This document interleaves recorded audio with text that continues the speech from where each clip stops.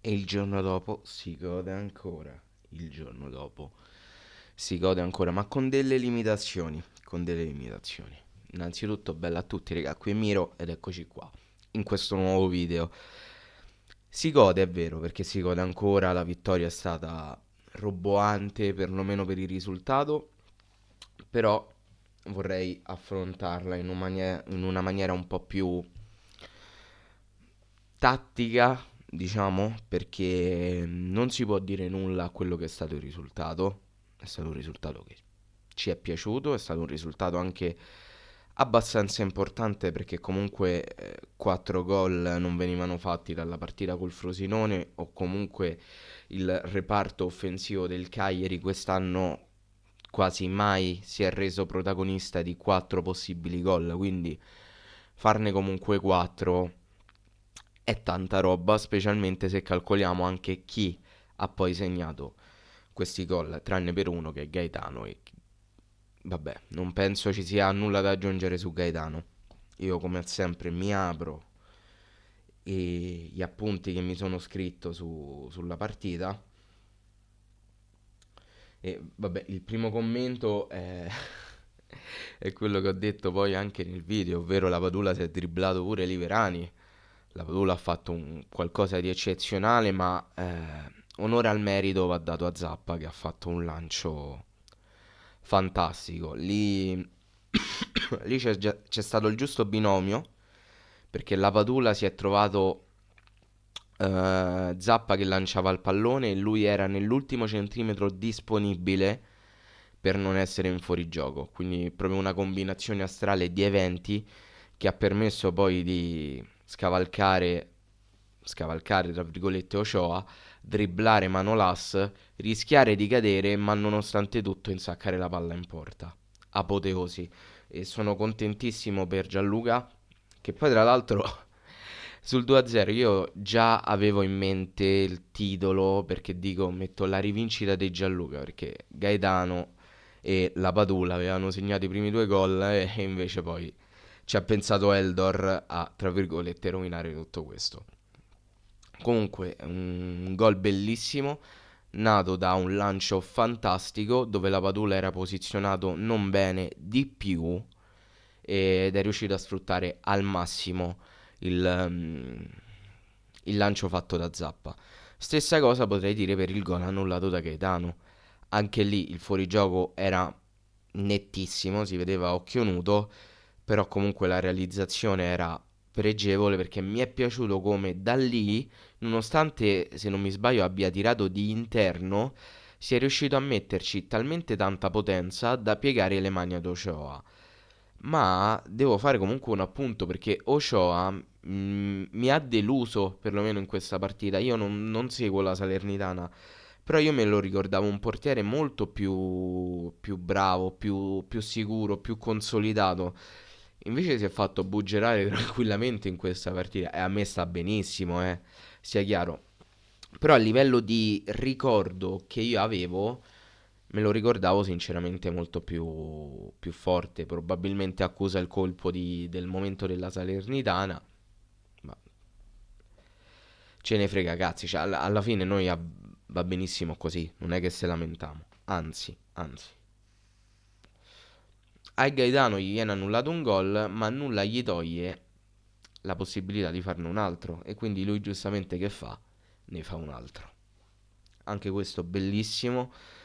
Vi devo svelare un segreto, io ho un fetish per tre tipi di conclusioni, ok?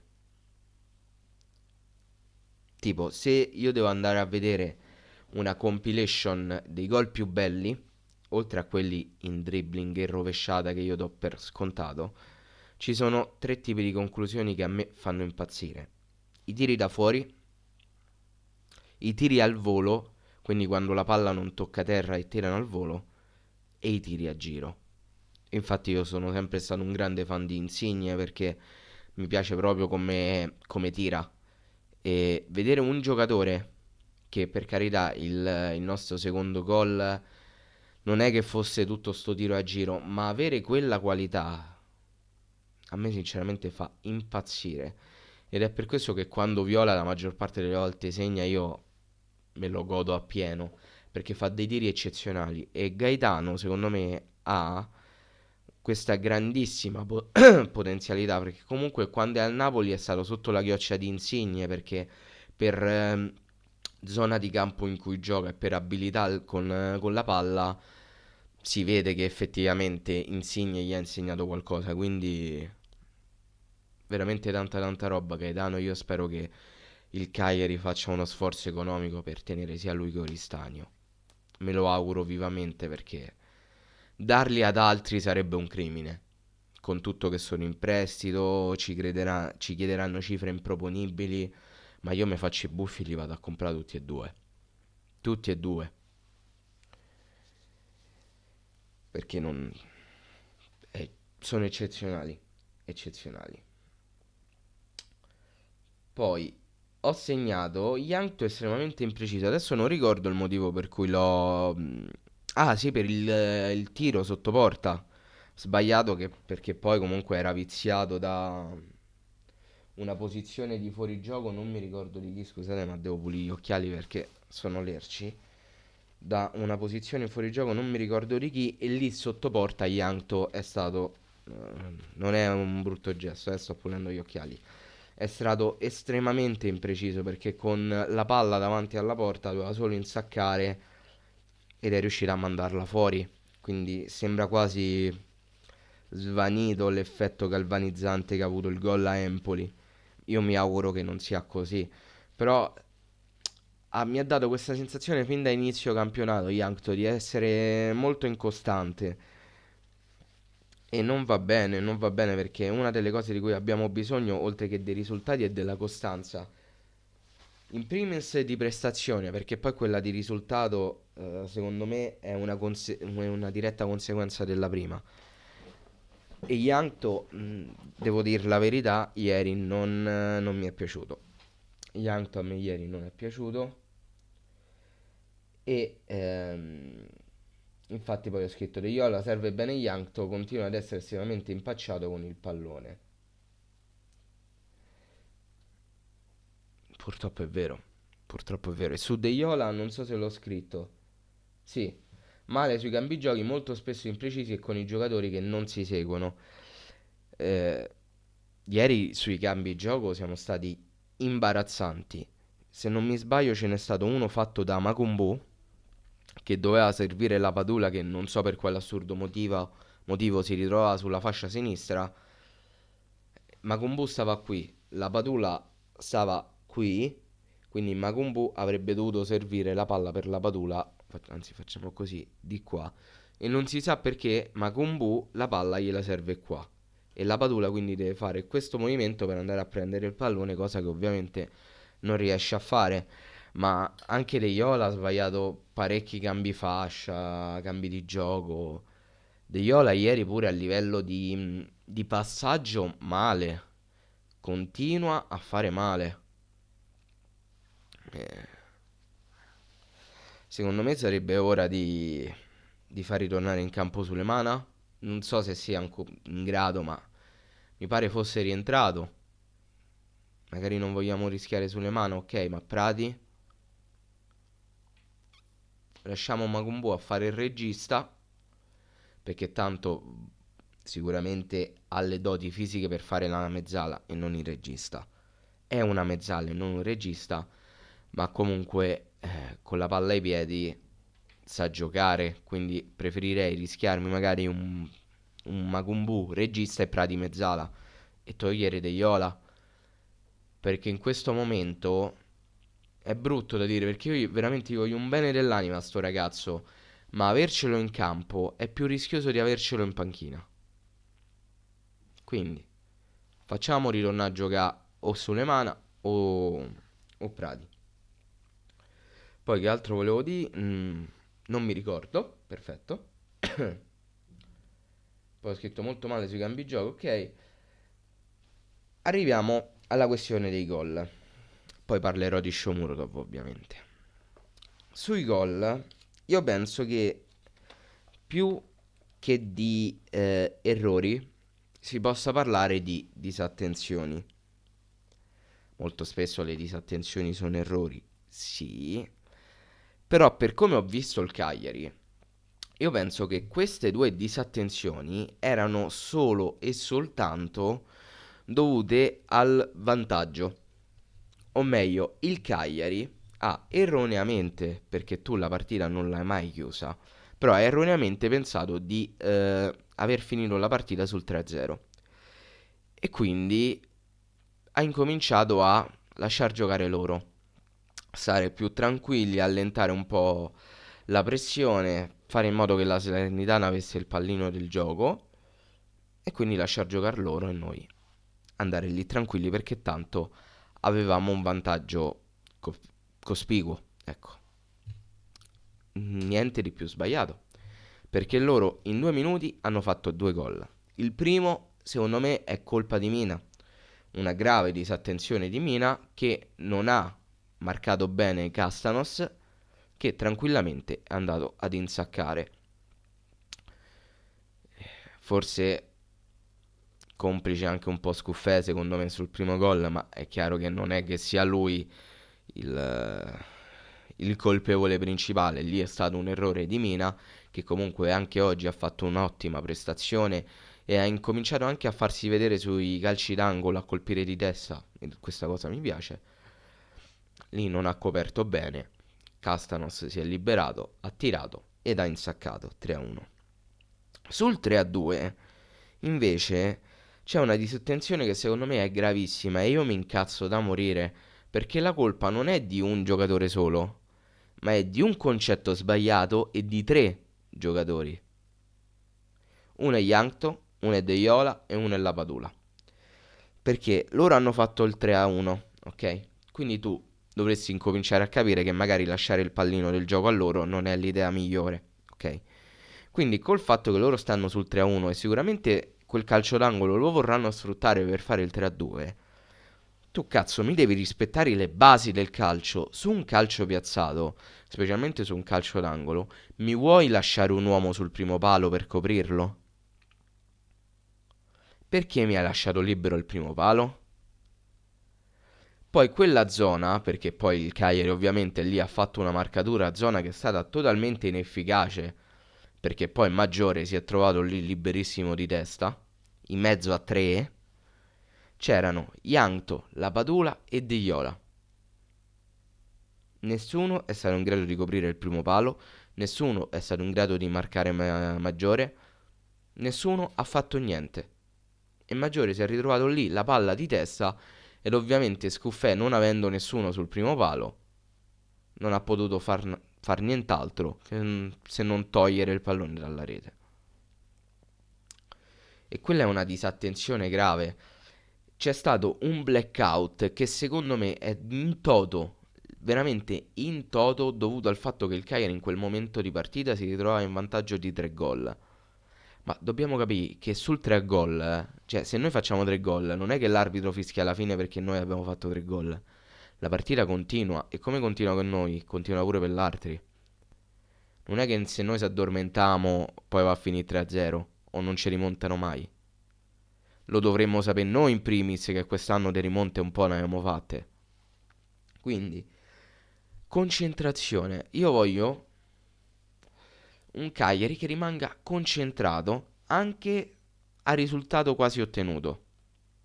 Perché poi da 3-0 a 3-2 abbiamo visto che non è che ci vuole tutto sto tempo, eh. Bastano 2 minuti e due disattenzioni. Quindi, regà, attenzione. E poi bisogna parlare della stella più grande del firmamento di questa partita, un giocatore che sinceramente, qui lo dico e qui lo confermo, non mi aspettavo mai potesse fare una prestazione simile, perché tralasciando il gol, anzi tralasciando i 2 gol del buon Eldor, io una prestazione così da Shomurodov, sinceramente parlando, non me la sarei mai aspettata. Mai, mai, ma aiutatemi a dire mai. Oh, io penso che su questo siamo tutti d'accordo. Abbiamo amato follemente Shomurodov per questa partita, ha fatto 2 gol perfetti, cioè perfetti, ha fatto 2 gol, virgola, perfetto. Punto. Andiamo a capo nella frase. I due gol sono comunque viziati da degli errori di Ochoa. E mi ricollego anche a quello che ho detto prima. Perché sul 3-0 lui fa il tap-in. E stessa cosa il 4-2, lui se la...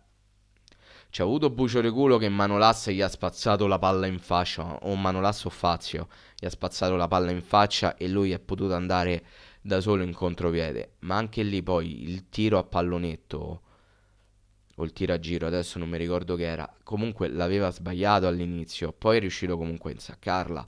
Stessa cosa vale sul 3-0. Quindi io mi auguro che questa prestazione possa risollevargli il morale e incominciare a farlo giocare con più tranquillità.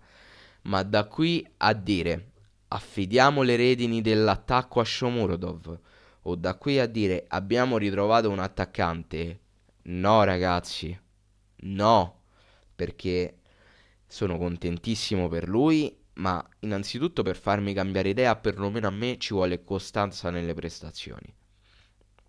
Non mi basta una sola partita. Voglio vedere questo atteggiamento per tutte le altre partite e dobbiamo anche tenere in considerazione il livello dell'avversario che affrontavamo e il momento in cui l'avversario gioca. È un momento difficilissimo per la Salernitana, l'avversario non era niente di che, quindi se a conti fatti, perlomeno a me stupisce che Shomurodov sia stato in grado di fare una prestazione simile contro una squadra così messa male, vuol dire che prima ha fatto veramente tanto male.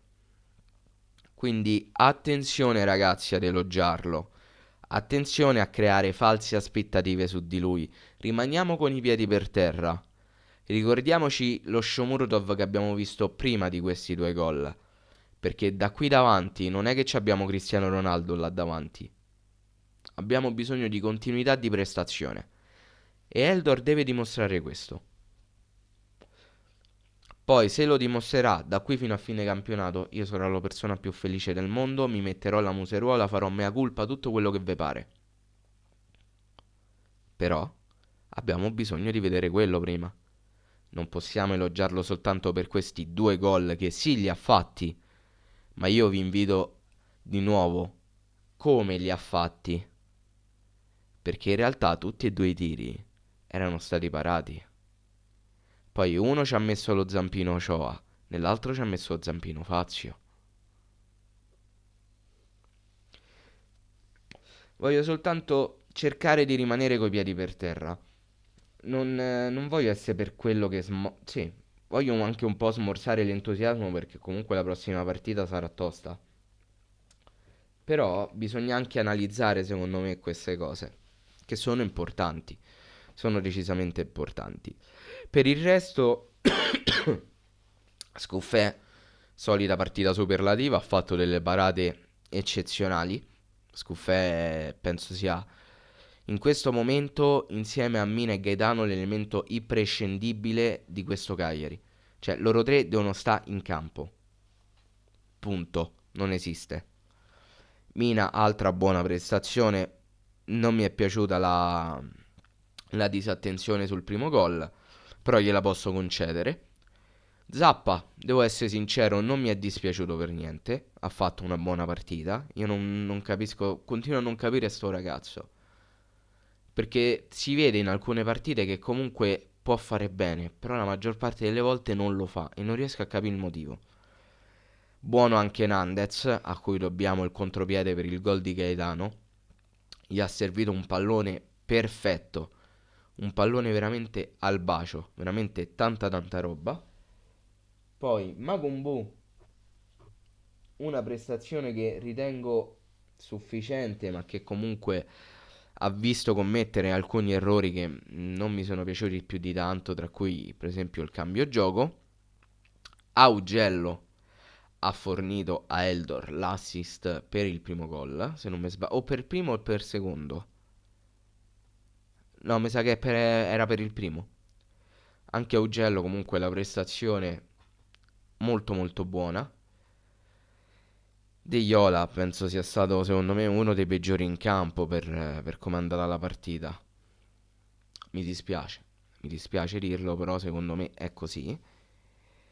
Poi chi altro c'era? Magumbo l'ho detto, Nandez l'ho detto. Ah vabbè, la Padula. La Padula è tornata al gol, finalmente. Sono contentissimo per lui, se l'è meritato. E voglio vederlo ancora in campo così. Voglio vederlo ancora in campo che gioca fino all'ultimo centimetro disponibile. Per carità, ci ha aiutato tanto la Salernitana che contro di noi ha giocato con una difesa leggermente altina, proprio leggermente, però bisogna sfruttare anche queste cose, bisogna sfruttare le loro disattenzioni, bisogna sfruttare le loro vulnerabilità, bisogna sfruttare anche i loro momenti negativi e io è questo che dicevo nel fare sciacallaggio, bisogna sfruttare queste cose, questi episodi, questi momenti e avremo una squadra che rende poi. Shomurodov è entrato al posto di Gaetano, Gaetano che ha fatto un primo tempo secondo me eccezionale anche se non ho ben capito il motivo del cambio, ma va bene così perché poi ha portato 2 gol Eldor e comunque a livello di prestazione ha fatto penso la partita migliore che potesse fare, ha giocato veramente molto molto bene. Vietesca, ormai abbiamo capito che quando entra Vietesca in campo negli ultimi minuti il Cagliari gioca con la difesa a 5. Azzi quando è entrato stranamente non ha fatto male, tralasciando poi il tiro su quell'occasione finale che avrà ucciso uno stormo di piccioni probabilmente. E Viola pure quando è entrato non ha fatto malissimo, però sto notando che nelle ultime partite quando entra Viola io faccio anche fatica a ricordarmi che è entrato. Tipo, oggi me lo sono ricordato perché mi sono ricordato il calcio d'angolo che rischiate fa gol. Però ultimamente sto subendo uno strano effetto con Viola perché faccio anche fatica a ricordarmi che entra in campo. E poi chi altro è entrato? Non mi ricordo altri subentranti.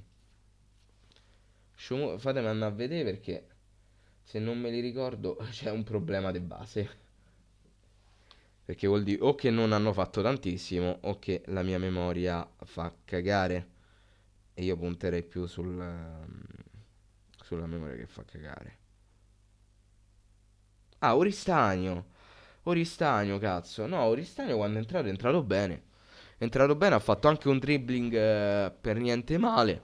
Quindi, vabbè, ma Oristagno lo sappiamo. Io sogno Oristagno e Gaetano dietro le punte. Oppure Oristagno, Gaetano e Luvumbo dietro le punte. Secondo me, regà, fanno gli sfracelli. Fanno gli sfracelli. E tutto sommato penso che questa partita l'abbia vinta Ranieri.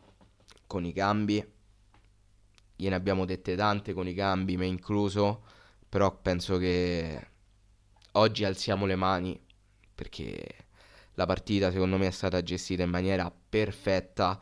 I 2 gol non sono, oddio, forse uno sì, però non li ritengo in toto colpa di Ranieri perché purtroppo sui calci piazzati, sui calci d'angolo il Cagliari difende a zona e lì c'è stato creato un buco che non doveva esserci, specialmente sul 3-1, però lì più che Ranieri doveva essere anche un po' nei giocatori il fatto di capire che magari solo per questa volta difendiamo a zona e magari copriamolo il primo palo, che potrebbe essere rischioso.